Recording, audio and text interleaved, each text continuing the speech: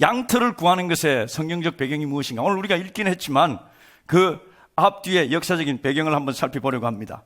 때는 지금부터 3300년쯤 전입니다. 사사시대, 기드온 시대였습니다. 하나님께서 하나님의 백성들을 구원하시기 위하여 기드온을 부르셨습니다. 당시에 하나님의 백성들은 마치 자기 생각이 하나님의 뜻인 양 자기 소견에 좋은 대로 살았던 사람들이었습니다. 그래서 그들은 매번 같은 삶의 패턴을 반복했습니다.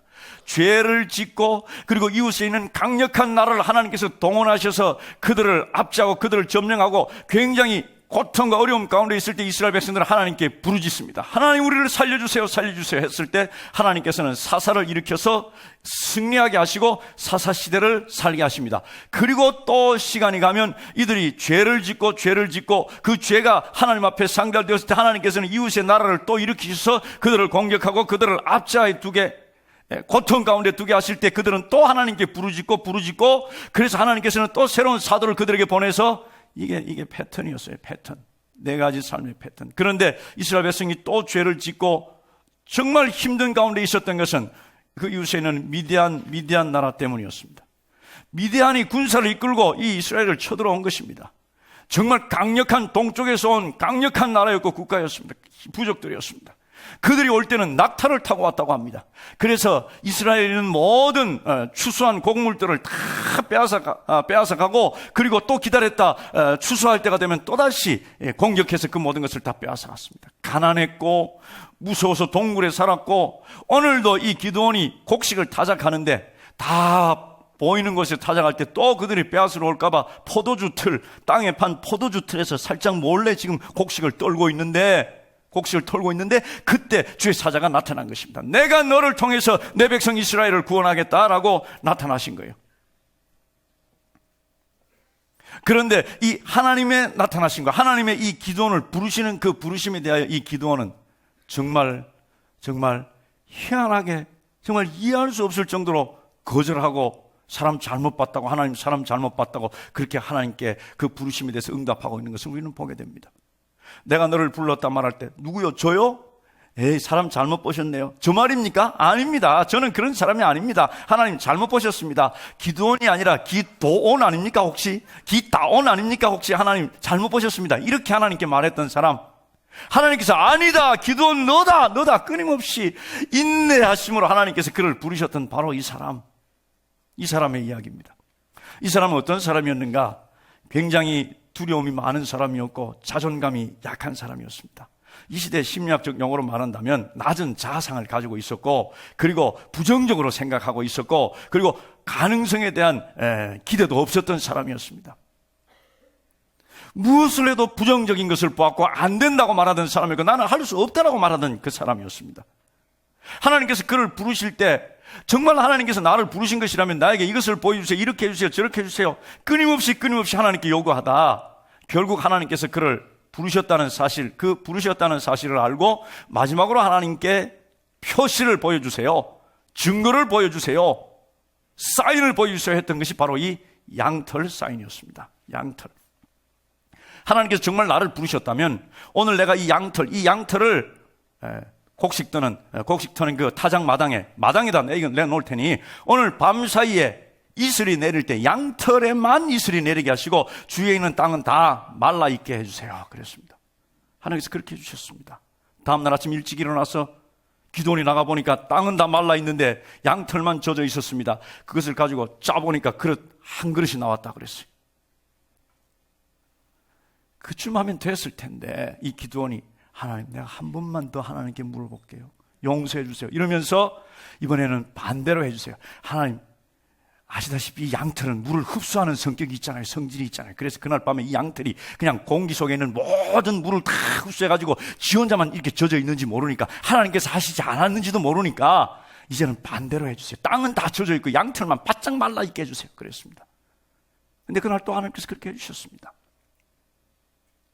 그리고 이제 7장에 보면 이 하나님의 하신 일에 대해서 2배나 확신을 가진 이 기드온이 정말 이해할 수 없는, 상상할 수 없는 그런 승리를 사사기 7장에서 거두게 되는 것을 우리가 봅니다. 자, 이것이 사사기에 나타난 양털을 구하는 내용입니다. 그런데 우리가 양털을 구하는 것과는 조금 차이가 있어요. 다른 점이 있습니다. 사사기에서 이 기드온이 하나님께 양털을 구한 것은 하나님의 뜻을 이미 알고 있었습니다.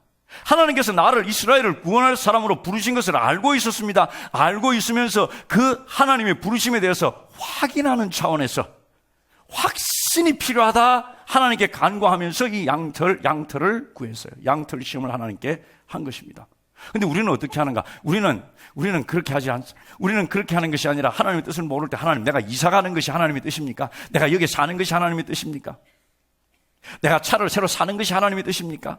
이렇게 묻는 것입니다. 그러나 이 기드온이 물었던 것은 하나님의 뜻을 알면서 확신을 위해서 물었던 것입니다. 사사기 6장 36절에 보니까 이렇게 기록되어 있어요. 6장 36절, 사사기 6장 36절 같이 읽겠습니다. 시작.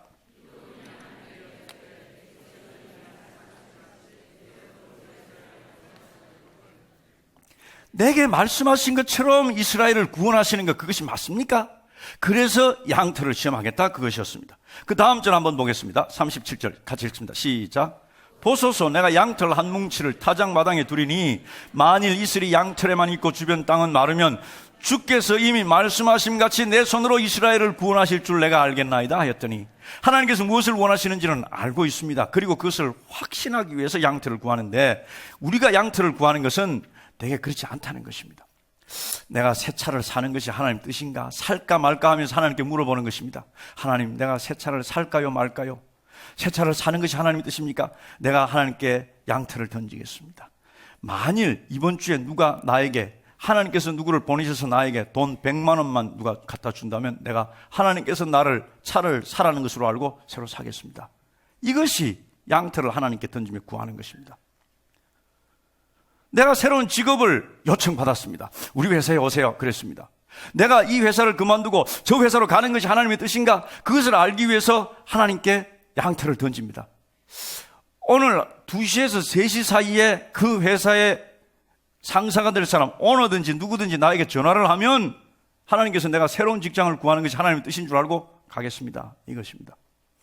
내가 이사 가는 것이 하나님의 뜻인지 아닌지를 잘 모를 때 또 이렇게 양털을 던집니다. 하룻밤 자고 내일 아침에 일어났을 때 눈이 5cm 이상 5cm가 딱 쌓이면 하나님께서 나를 이사 가라는 사인으로 알고 이사 가겠습니다. 이것이 양털을 던지는 거예요. 우리들은 때때로 이렇게 양털을 던지면서, 양털을 구하면서 하나님의 뜻을 찾을 때가 있습니다. 오늘 이 기드온의 삶을 보면서, 기드온이 양털을 구했던 그 사실, 그 사건을 보면서 우리는 이 시대 하나님께서 무엇을 우리에게 원하시는가, 하나님의 뜻을 찾기 위해서 우리가 가져야 할 태도는 무엇인가 살펴보기를 원합니다. 이 기드온에게 있어 문제가 있었습니다. 이 기드온에게 있어서 문제는 그의 믿음이 강하지 못했다는 것입니다. 아니, 기드온은 믿음의 전당인 히브리서 11장에 있는 사람 아닌가? 그렇습니다. 히브리서 11장에 보면 기드온의 이름이 있습니다. 한번 읽어볼까요? 히브리서 11장 32절 말씀 같이 한번 읽겠습니다. 시작.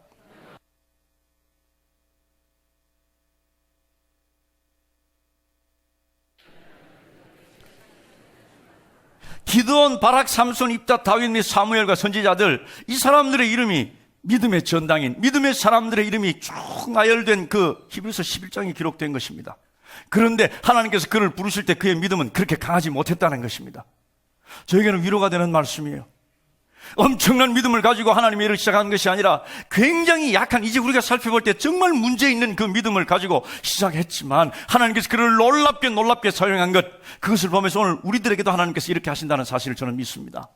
믿음은 부족하지만, 하나님의 그 하시는 일에 대하여 의심도 많지만, 확신도 없어서 나 같은 것을 하나님께서 사용하실까라는 그런 의문이 있지만, 하나님께서 하신다면 하실 수 있다는 그런 믿음을 가지고 앞으로 나가시기를 주님의 이름으로 축복합니다. 이 기드온을 하나님께서 부르셨어요. 6장 12절 말씀, 아까 읽었던 말씀인데 한 번 더 읽겠습니다. 시작. 여호와의 사자가 기드온에게 나타나 이르되 큰 용사여 여호와께서 너와 함께 계시도다 하며, 이것은 처음 만나는 사람, 아니 만날 때 첫 인사와 같은 것입니다. 큰 용사여 잘 있었는가? 하나님께서 너와 함께 하시다. 지난밤 안녕하셨습니까? 뭐 이런 인사예요. 자, 이런 인사에 대해서 이 기드온은 어떻게 반응하는가 봅시다. 정말 성경에 정말 재미있고 우스운 그런 장면이 펼쳐진다면 바로 이 장면일 것입니다. 13절 말씀 같이 한번 읽겠습니다. 시작. 기드온이 그에게 대답하되 오 나의 주여, 여호와께서 우리와 함께 계시면 어찌하여 이 모든 일이 우리에게 일어났나이까? 또 우리 조상들이 일찍이 우리에게 이르기를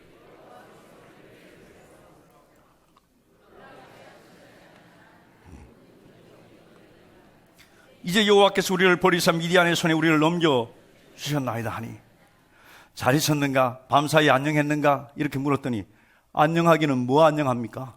안녕 못합니다. 하나님께서 함께 하신다는데 왜 이런 일들이 있습니까? 하고 하나님께 덤비는 거예요. 대드는 거예요. 건들건들하면서 하나님 뭐 이랬습니까? 이거예요.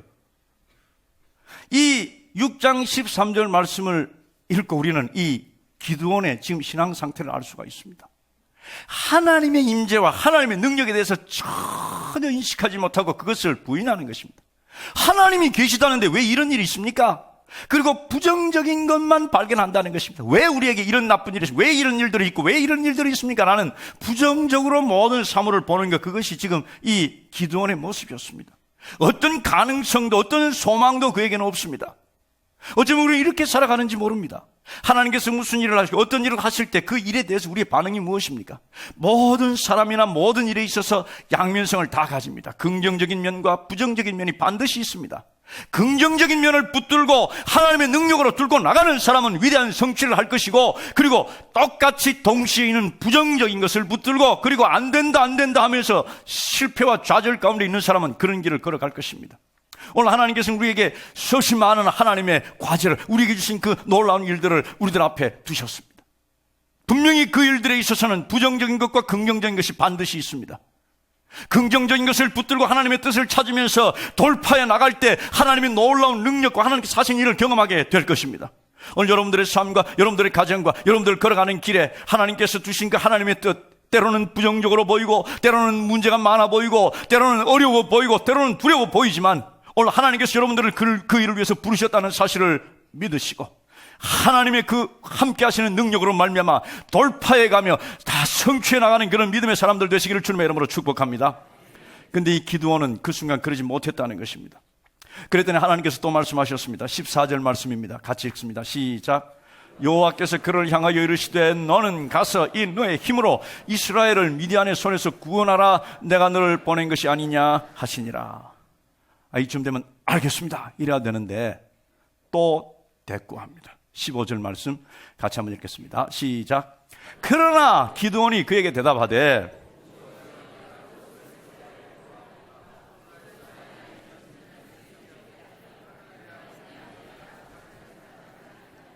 그랬더니 하나님께서 그 다음 절에 이렇게 말씀하셨습니다. 16절 말씀 시작. 여호와께서 그에게 이르시되 내가 반드시 너와 함께 하리니 네가 미디안 사람 치기를 한 사람을 치듯 하리라 하시니라. 하나님께서 내가 너를 보낼 것이다 이렇게 말씀하실 때 나는 안 됩니다. 나는 못 갑니다. 아주 약한 자존감을 가지고 있었어요. 낮은 자존감을 가지고 있었습니다. 하나님, 내가 어느 지파 사람인 줄 모르십니까? 난 므낫세 지파입니다. 므낫세 지파. 므낫세 지파에 사람 같은 사람 나온 거 보셨습니까? 므낫세 지파에 똑똑한 사람 나와서 뭐 하는 거 보셨습니까? 므낫세 지파는 그런 사람 나올 지파가 아닙니다. 므낫세 지파 중에서도 우리 가문은 제일 약한 가문입니다. 그 가문, 그 가족 중에서도 나는 제일 못난 사람입니다. 왜 나를 하나님 뽑으셨습니까? 그러니 지금 이 상황을 보면 하나님께서 뽑다 제일 적합하지 않은 사람을 뽑은 것 같아 보이는 거예요. 이 기드온의 신앙은 모태신앙입니다. 모태신앙은 두 종류가 있습니다. 하나는 엄마 뱃속에서부터 신앙을 가지고 나온 모태신앙이고, 또 한 신앙은 못해신앙. 나는 못한다 나는 못한다 하며 신앙생활하는 모태신앙이 있습니다. 이 모태신앙이 모태신앙으로 가서는 안 된다는 걸 우리는 기억해야 합니다. 이 기도는 못해요 나는 그런 사람이 아니에요. 끊임없이 그 얘기를 하고 있는 것입니다. 그리고 하나님께서 그에게 보여주시는 끊임없는 표적과 끊임없는 사인을 요구하고 있는 것입니다. 기도는 어떤 사람이었습니까? 믿음이 부족한 사람이었어요. 믿음의 전당에 그 이름이 올라있는 하나님께서 위대하게 사용하신 믿음이 조금 부족한 사람, 그 사람이 기드온이었습니다. 우리가 믿음 생활을 하면서 오늘 이 기드온의 모델을 우리의 갈 길, 우리의 모델로 삼는다면 우리는 믿음 없는 삶을 살아갈 수밖에 없습니다. 끊임없이 양털을 구하면서 하나님 이거 보여주시면 하나님의 뜻인지 알겠습니다. 하나님 동전을 던져서 앞면이 나오면 하나님의 뜻인 줄 알겠습니다. 하나님 이렇게 해주시면 이것이 하나님의 길인 줄 알겠습니다 라고 끊임없이 양털을 구하면서 간다면 그 삶은, 그 신앙생활은 믿음이 부족한 신앙생활이다, 그 말씀이에요. 우리들의 삶에 이런 일이 있다면 오늘 우리는 이제 그 기드온이 걸어갔던 양털을 구하는 삶을 접고 오늘 우리 주님께서 말씀하시는, 오늘 하나님께서 성령을 통해 우리에게 주시는 어떻게 하나님의 뜻을 발견할 것인가, 그 하나님께서 우리에게 주시는 그 교훈과 그 메시지를 붙들고 하나님의 뜻 안에서 승리하며 살아가시는 우리 모든 생황의 가족들 될 수 있기를 주님의 이름으로 축복합니다. 자, 이 양털에 대해서 신약 성경은 뭐라고 말하는가? 신약 성경은 우리들이 이 땅 살아가는, 교회로서 이 땅 살아가는 우리들의 삶에 가르침이 되는 것, 그것이 신약 성경입니다. 신약 성경은 이 양털을 구하는 것에 대해서 뭐라고 말씀하시는가? 한 말씀도 하지 않습니다. 한 말씀도 하지 않는다는 것은 너무너무 중요합니다. 왜냐하면 그렇게 살지 말라는 것이기 때문입니다. 우리가 양털을 구하는 것이 하나님의 뜻이고, 할 때마다 주사위를 던지고, 할 때마다 양털을 구하고, 할 때마다 하나님 증거를 보여주세요. 내가 이사 가려고 하는데 오늘 구름이 집 모양으로 탁 생기면 내가 이사 가는 걸 알겠습니다. 2층 집 모양으로 생기면 2층 집을 구하겠습니다. 이렇게 하나님의 사인과 뜻을 구하면서 살지 말라는 것. 만일 그것이 하나님의 뜻이라면 사도 바울이 골로새서에서도 이야기했을 것이고 에베소서에서도 이야기했을 것입니다. 너희들은 끊임없이 양털을 구하고 끊임없이 양털을 통해서 하나님의 뜻을 찾으라고 말씀하셨을 터인데, 신약에는 전혀 양털을 구하라는 말씀이 없는 것입니다. 우리 신약의 삶은요, 성령님께서 인도하시는 삶입니다. 하나님께서 우리 속에 들어와서 우리를 직접 인도하시는 삶을 사는 것이 우리들의 삶이라는 말씀이에요. 따라서 양털을 구할 필요가 없는 삶이 우리들의 삶이에요. 예수님께서 이 일에 대하여 어떻게 말씀하셨는가? 신약에도 굉장히 많은 사람들이, 바리새인과 사두개인들이 증거를 보여주세요, 표시를 보여주세요, 사인을 보여주세요, 우리 주님께 나왔던 사람들이 있었습니다. 마태복음 12장 38절에서 39절 사이에 있는 말씀 같이 한번 읽겠습니다. 시작. 그때 서기관과 바리새인 중 몇 사람이 말하되 선생님이여 우리에게 표적 보여주시기를 원하나이다. 예수께서 대답하여 이르시되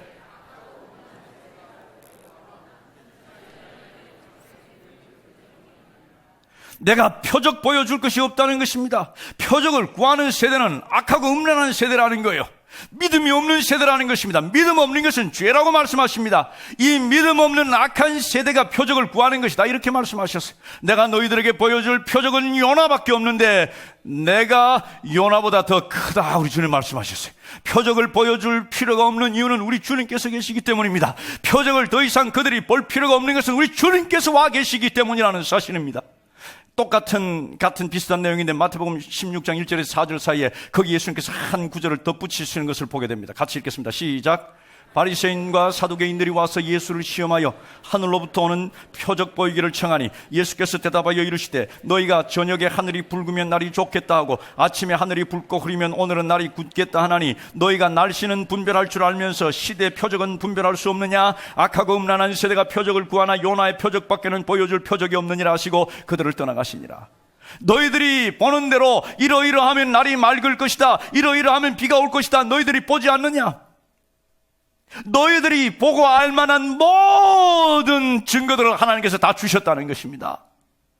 이제 그것을 보고 너희들은 하나님의 뜻을 알 수가 있다는 거예요. 날씨를 아는 것처럼 그것을 보고 하나님의 뜻을 알 수가 있다고 우리 주님 말씀하신 것입니다. 그 하나님께서 보내주신 것이 바로 우리 주 예수 그리스도요 성령님이요 오늘 말씀이라는 사실을 기억하시기를 바랍니다. 결론 부분에서 다시 한번 이것을 나누게 될 것입니다. 또 한 사람, 예수님의 제자 중에 표시를, 사인을, 표징을 보기를 원했던 사람이 있었습니다. 도마였습니다.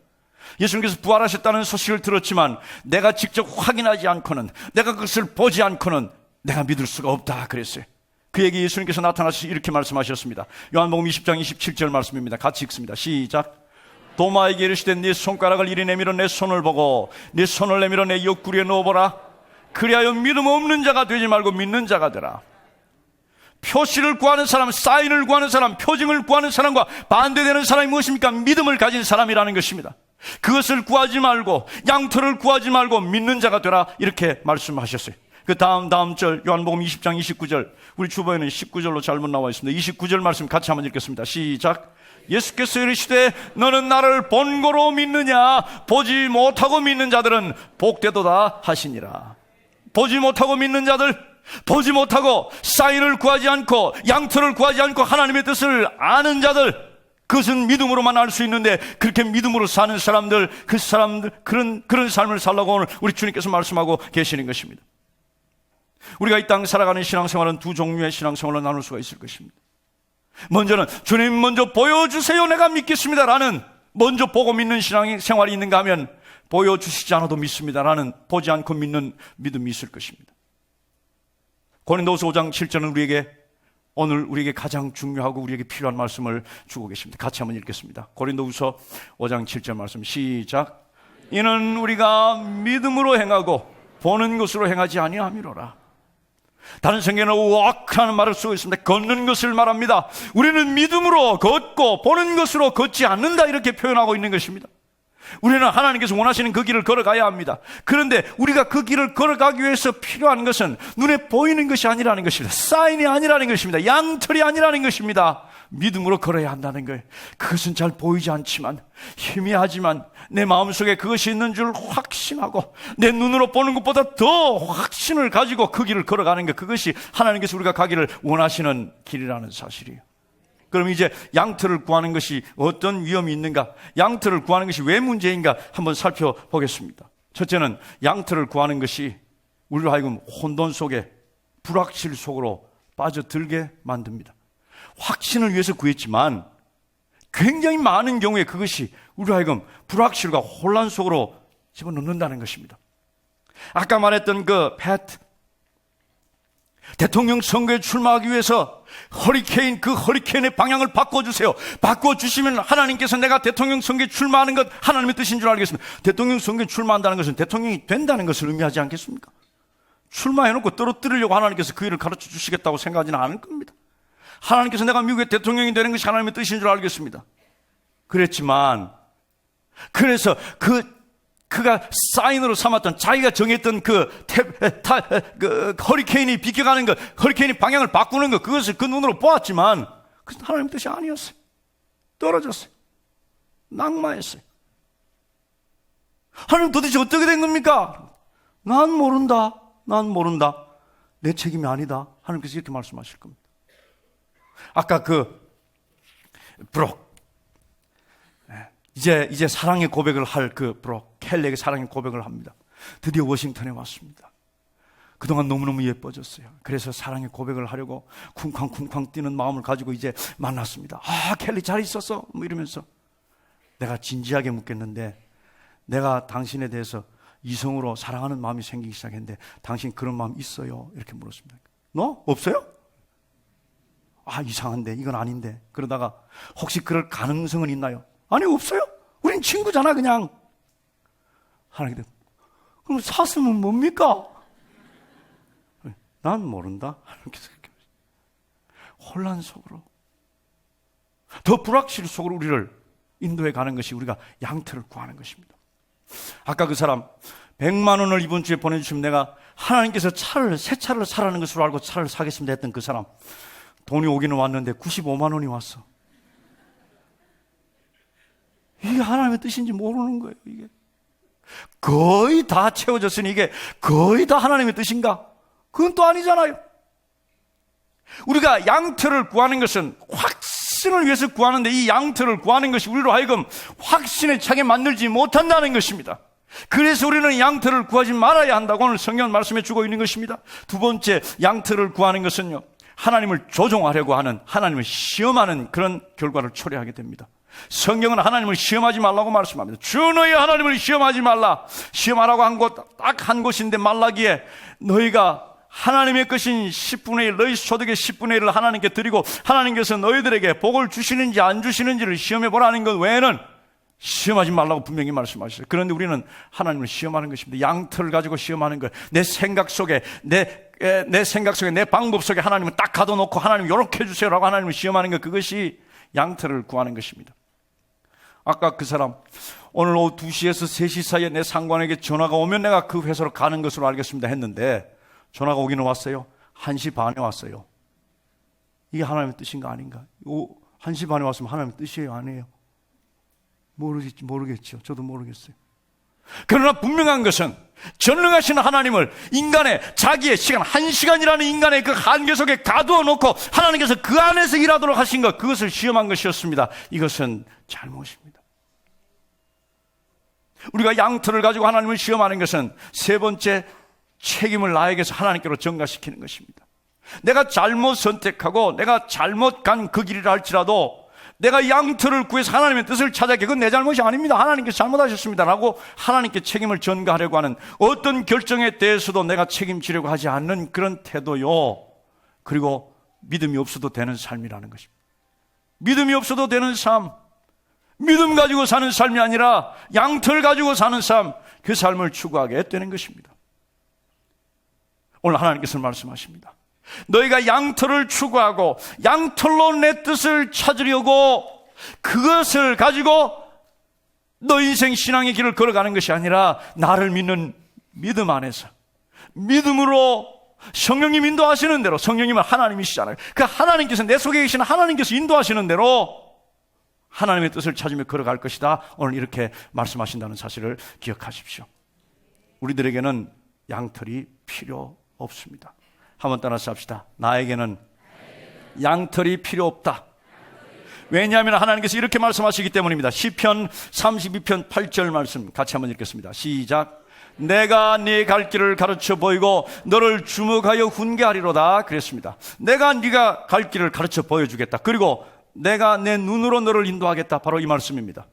킹 제임스 버전에는 눈으로 인도한다는 분명한 단어가 기록되어 있는데 한국말로 번역된 한글 킹 제임스 버전을 다시 한번 같은 구절을 읽겠습니다. 시작. 네가 가야 할 길을 내가 내게 지시하고 가르치리니 내가 너를 내 눈으로 인도하리라. 하나님께서 우리를 하나님의 눈으로 인도하신답니다. 여러분, 눈으로 인도하시는 것이 무엇인지 아십니까? 저는 압니다. 눈으로 인도하시는 것이 무엇이라는 저는 분명히 압니다. 제가 어릴 때 집에 손님이 오거나 제가 어디 손님으로 갔을 때 아버지랑 같이 갑니다. 제가 기분이 좋고 막 흥분해가지고 막 뛰어다니고 막 번잡스럽게 합니다. 그때 아버지가 당신 안 왔죠? 이렇게 말씀 안 하세요. 저를 딱 보시고 제 얼굴을 향해서 눈을 한번 딱 치고 뜨면 아버지 왜 보시는데요? 이렇게 안 하는 거예요. 알아차리는 거예요. 아, 조용히 해라는 거구나. 안 그러면 나가라는 거구나. 알아요. 왜 알아요? 아버지이기 때문에 알아요. 너무나 가까운 사이이기 때문에 알아요.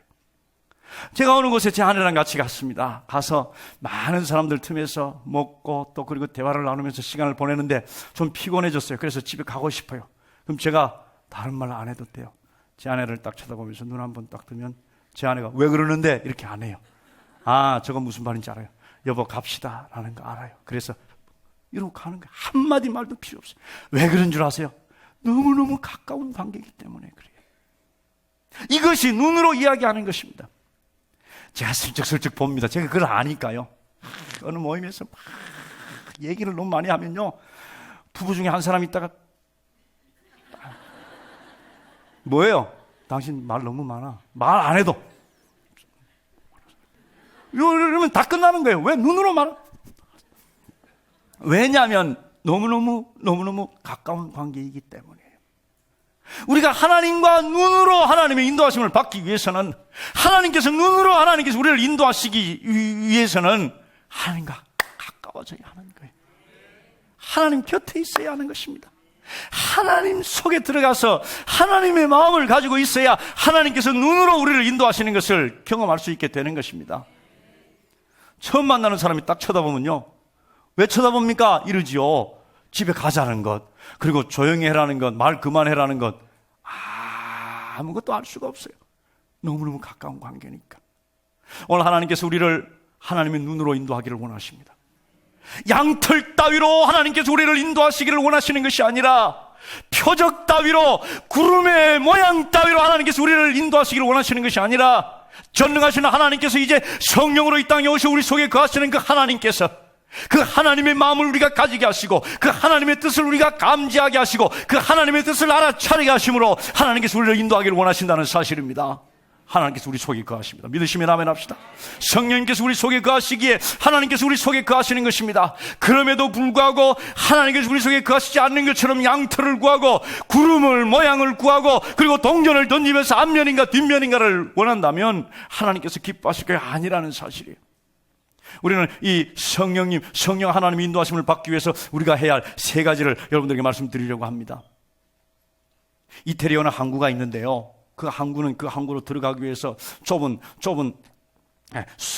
수로처럼 생긴 좁은 해안을 통과해야 합니다. 좁은 수로를 통과해야 하는데 그 좁은 수로가 시작되면서 거기에 암초들이 굉장히 많이 있다고 합니다. 그래서 그 항구로 도착하기 위해서 그 좁은 해부로 들어오다가 배들이 암초에 부딪혀서 파손하는 배들이 많이 생겼어요. 그래서 대책을 세웠는데 길다란 장대 끝에 불을 달았어요. 그 길다란 장대 3개를 착착착 중간중간에 놓았습니다. 그리고 멀리서 들어오는 배가 그 장대 3개 보이는 그 장대를 일직선상에 딱 놓고 들어오면 옆에 암초가 있는지 보지 않아도 잘 항구까지 들어올 수 있는 그 길을 마련해서 이 배를 타고 오는 사람들에게 제공했어요. 오다가 2개는 맞았는데 하나가 옆으로 삐져나갔다? 그러면 그건 제대로 가는 길이 아니에요. 빨리 움직여가지고 3개가 일직선상에 오도록 그렇게 항해를 해야 하는 것입니다. 오늘 하나님께서 우리에게 그 3개가 일직선상에 오도록 그 3개가 다 충족되도록 하나님께서 3가지를 우리에게 주셨습니다. 그것은 첫째, 하나님의 말씀입니다. 이 성경 말씀, 하나님께서 이 성경 말씀을 가지고 우리를 인도하기를 원하십니다. 성경을 읽으면서 우리는 하나님의 마음을 알게 되고, 성경을 읽으면서 우리는 오늘 나에게 주시는 하나님의 음성을 들을 수 있고, 오늘 내가 가기를 원하시는 그 하나님의 뜻을 발견할 수 있습니다. 성경이면 충분합니다만 우리가 영적으로 그렇게 완벽하게 하나님의 뜻을 알 수 있는 그런 존재가 아니기에 죄가 있고 때로는 둔하고 미련해서 성경만 가지고 하나님의 뜻을 잘 알 수가 없게 하나님께서는 2번째 우리에게 방법을 주셨는데 그것은 기도입니다. 엎드려 기도하면서 하나님의 음성을 듣고 또 우리의 생각을 하나님께 아뢰면서 하나님께서 우리가 무엇을 하기를 원하시는지를 발견해야 합니다. 3번째 우리에게 주신 것은 환경입니다. 하나님께서 내 삶의 환경이 어떻게 하시는지 보는 것입니다. 어느 문이 열렸어요? 어느 문이 닫혔어요? 이제 우리가 다음 주일부터 2번에 걸쳐서 하나님께서 문을 여시는 것과 하나님께서 문을 닫으시는 것, 전혀 길이 없어 보일 때 하나님께서는 어떻게 우리에게 그 길을 예비하시고 보여주시는지를 살펴볼 것입니다. 환경을 보는 것입니다. 이 3가지, 이 3가지를 가지고 우리는 내 속에 있는 성령님의 인도하심을 받을 수가 있습니다. 그것이 바로 하나님의 인도하심이요, 하나님께서 우리가 그 길을 가기를, 그 일을 하기를 정말 원하시는 하나님의 뜻이라는 사실을 기억해야 할 것입니다. 하나님 말씀 가까이 하십시오. 늘 주님 앞에 기도함으로 엎드리십시오. 그리고 여러분 주위에 일어나는 모든 일들에 대하여 성령님께 주시는 그 안목으로 보시기를 바랍니다. 때로는 다른 크리스찬의 이야기를 듣고 그 충고를 듣고 함께 기도하는 것도 좋은 방법일 것입니다. 이렇게 해서 우리는 정말 눈으로 우리를 인도하시는 그 하나님의 인도하심을 받을 수가 있습니다. 그래서 그 길 가면서 승리하십시오. 때때로 힘들고 어려워도 우리 주님께서 우리를 인도하시는 길이니 그 길 가면서 하나님께서 우리에게 주시는 그 크신 은혜와 그 크신 만족과 그 크신 하나님의 그 인도하심 따라 살아가는 우리 모든 생활의 가족들 될 수 있기를 주님의 이름으로 축복합니다. 우리 하나님께 감사의 영광의 박수를 드립니다. 할렐루야, 할렐루야. 하나님 감사합니다. 할렐루야. 하나님께서는 우리를 향하시는 하나님의 뜻을 우리가 알기를 원하실까요? 알기를 원치 않아서 조금 알아채려 버렸네, 모르게 해야 되는데 이렇게 하실까요? 아니에요. 우리가 너무너무 잘 알기를 하나님께서 원하십니다. 그래서 다 보여주시기를 원하십니다. 말씀을 펴서 읽을 때 그 말씀 속에서 우리 주 예수 그리스도께서 튀어나와서 우리들의 이 소매를 확 붙들면서 우리를 흔드는 그런 놀라운 우리 주님의 역사를 경험하는 여러분들 되시기를 주님의 이름으로 축복합니다. 말씀을 읽을 때 오늘 나에게 주시는 말씀, 오늘 내가 이 길을 걸어가야 하는구나 라는 그런 깨달음, 그리고 하나님 앞에 엎드려 기도할 때 그것에 대한 확신을 얻으면서 우리 주위에서 일어나는 그 일들 보면서 하나님께서 하셨구나, 하나님께서 이렇게 하시는구나, 놀라운 정말 익사이팅한 다이나믹한 그런 그리스도인의 삶을 살아가시기를 주님의 이름으로 축복합니다.